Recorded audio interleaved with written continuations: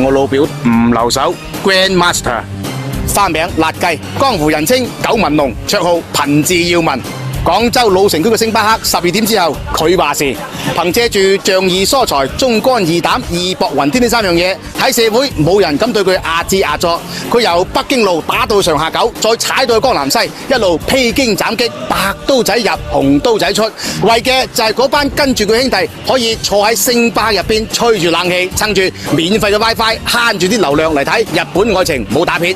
每年生日都會喺沙縣小食擺100圍壽宴，張台座無虛席，一時風頭無量。佢好天真咁認為呢班跟住佢兄弟都係刎頸之交，肝膽相照。直到後嚟衙門嗰5頁口供，佢呢個名共出現咗90幾次，佢先知道做兄弟在心中，有事電話打唔通。原來班契弟乜都得，就係呢樣又唔得，嗰樣又唔得。正所謂軍中12卷就卷卷有爺名，記落江湖內便是薄命人。所以話朋友唔需要多，有用嘅1個就夠㗎啦。